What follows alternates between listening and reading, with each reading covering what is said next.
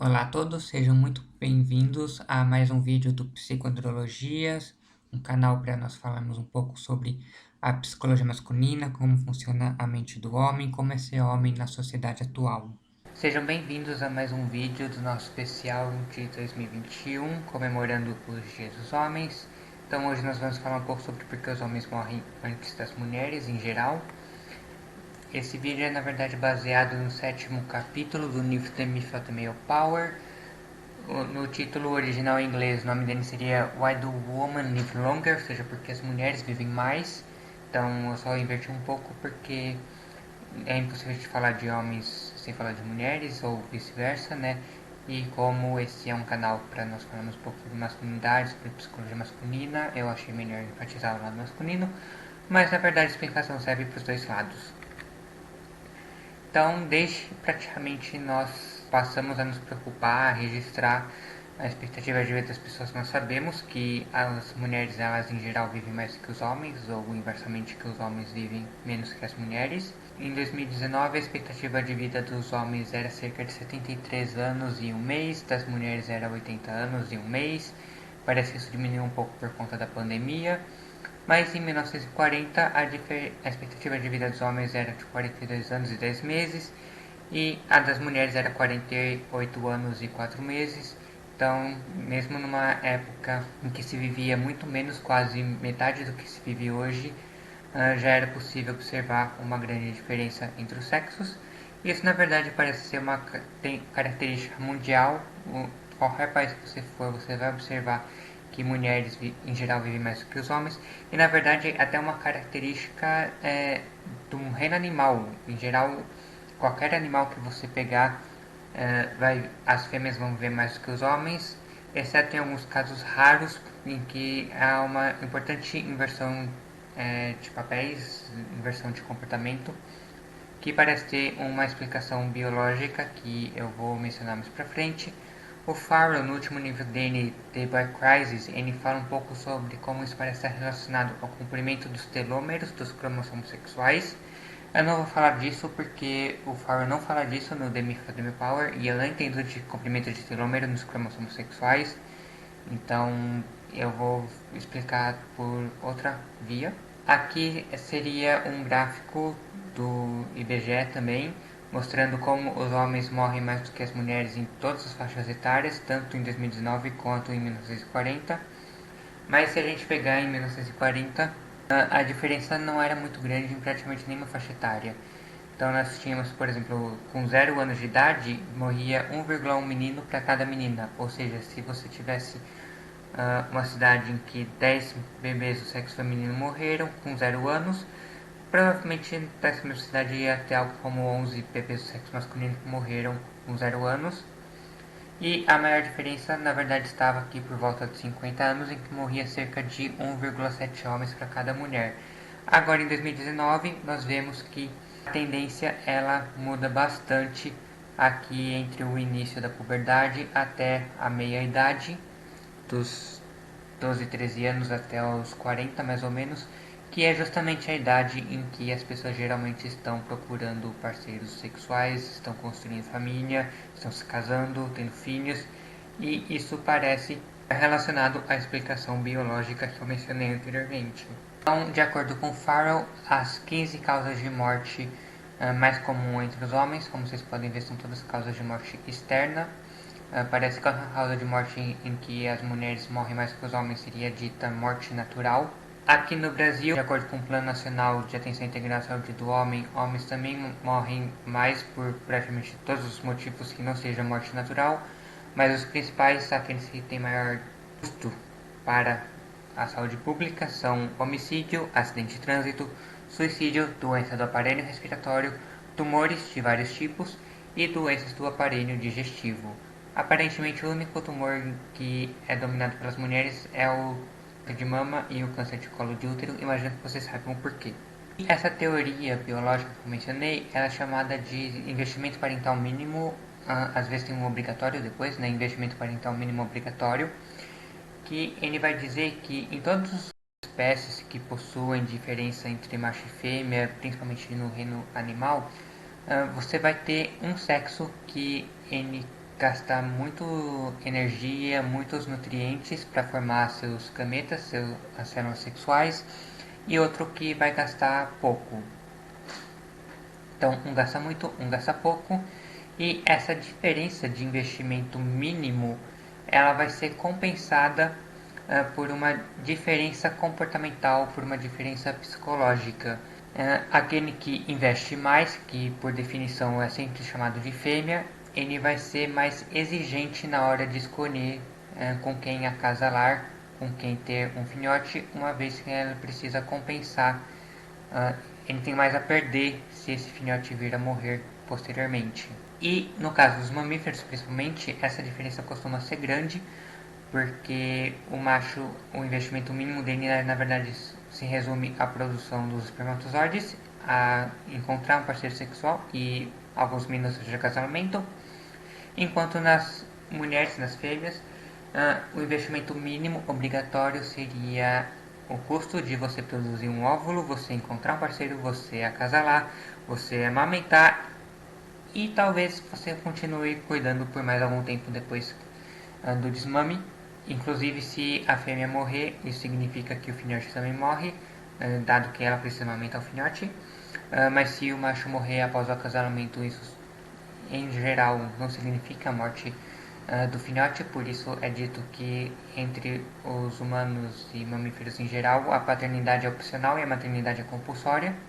Como nós humanos somos uma espécie que extremamente o macho investe bastante, o macho ajuda bastante a fêmea na criação do filhote, existe um certo equilíbrio, os homens também são exigentes na hora de escolher com quem eles vão se casar, mas a gente observa que em geral as mulheres são mais exigentes, por isso a teoria permanece verdadeira. Entre esses animais que eu mencionei anteriormente, que supostamente viveria, o macho vive mais do que a fêmea, são animais em que justamente a fêmea abandona o filhote para o macho criar, e aí, consequentemente, o macho acaba sendo o sexo que investe mais. E aí, como então o macho ele prova que ele é merecedor do amor da fêmea, do direito de acasalar? Geralmente, uma forma de fazer isso é demonstrando que ele é capaz de sobreviver em condições adversas, de que ele é mais forte e mais saudável do que outros machos. Isso é feito por meio de sinais autodebilitantes. O macho ele faz ou ele tem alguma característica que diminuiria as suas chances de sobreviver, de permanecer vivo ou pelo menos chegar à idade adulta. O exemplo mais famoso é o pavão, que tem essa cauda, essas penas gigantes. Experimentos têm demonstrado que as fêmeas elas preferem sempre o pavão com a cauda mais longa. Não importa se ele tem uma cauda de 20, 30 metros, ela vai escolher esse pavão, mesmo que essa cauda atrapalhe bastante na hora tanto de andar, mas principalmente de voar, além de chamar bastante atenção de predadores. Então, machos de pavão costumam morrer bem cedo porque eles são bem fáceis de serem vistos e bem fáceis de serem pegos. Os leões têm essa juba, que nós não sabemos muito bem para que servem, mas parece que as fêmeas elas também sentem mais atração por machos com jubas maiores, e a juba é um ótimo habitat para carrapatos, mofos e outros parasitas. Então não é qualquer macho que pode ter uma juba comprida e bonita. A juba ela também aumenta a chance do macho acabar ficando doente e consequentemente diminui sua chance de sobrevivência, de ele acabar morrendo mais cedo. E nós temos essa espécie de um alce gigante que está extinto. O comprimento do chifre dele, dessa ganhada, passava de 3,5 metros de uma ponta a outra e pesava mais de 40 quilos. Então vocês devem imaginar que não era muito fácil para ele se locomover e muito menos fugir de predadores, mas aparentemente devia ajudar ele a conseguir fêmeas, se não por meio da beleza, pelo menos derrotando outros machos naquelas competições ritualísticas que vocês já devem ter visto. E nós humanos não seríamos diferentes. Nós também desenvolvemos algumas características em que os homens eles tentariam provar serem merecedores das mulheres por meio de atividades arriscadas ou perigosas. Aquele mais clássico que provavelmente a maioria das pessoas não discordaria é do papel do homem como caçador e guerreiro. Então o homem deve mostrar ser um bom provedor, deve demonstrar ser capaz de gastar sua energia caçando animais difíceis de serem pegos e também de proteger as mulheres de ameaças, sejam essas ameaças animais não humanos ou até mesmo humanos, como no caso da guerra, né? Além disso, nós temos que os homens eles têm uma maior preferência por esportes e outras atividades que não é comum as pessoas correrem risco real de se machucarem ou até mesmo morrerem. Uh, a arte, uma das teorias de por que existe arte é porque você gasta uma quantidade absurda de tempo e outros recursos com algo que supostamente não aumentaria sua chance de sobrevivência, então isso seria um sinal honesto, um sinal autodebilitante de que você é capaz de gastar recursos com algo que não vai te trazer um retorno imediato e isso consequentemente seria um bom indicativo para as mulheres saber quais homens são bons pais ou pelo menos dariam filhos saudáveis. A grande maioria dos artistas, você já deve ter ouvido falar, não tem uma vida de luxo, na verdade, né? Então, a arte é um bom separador de homens que mereceriam ser adorados e quem não merece. E na verdade, várias outras atividades, como o trabalho principalmente, vários trabalhos braçais, eles têm um alto risco de você se ferir, eu já mencionei isso aqui anteriormente. Mas mesmo o trabalho não braçal, você sempre tem o risco da rejeição, de você ter investido muito tempo, dinheiro e recursos psicológicos, cognitivos e blá blá blá em algo que no final você vai acabar não conseguindo achar emprego na sua área, vai ser rejeitado em inúmeras entrevistas. Os próprios rituais de namoro humano, o homem geralmente tem que ter iniciativa, correr atrás da mulher, e a mulher ela só decide se ela aceita ou não o homem. Então o homem tem um grande risco de ter seu investimento amoroso, não ter retorno desse investimento amoroso.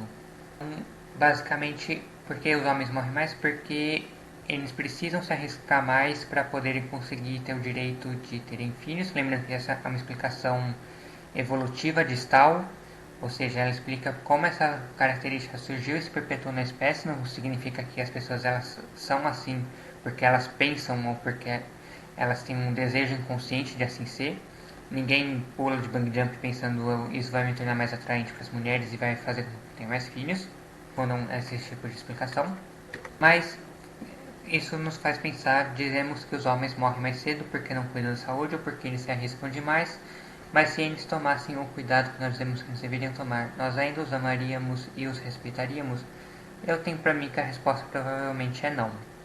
Então, muito obrigado. Se gostaram, curtam, compartilhem com os amigos. Quem ainda não está inscrito, inscreva-se no canal e me ajudem a manter esse canal fazendo uma doação no link da descrição desse vídeo. Obrigado e até a próxima.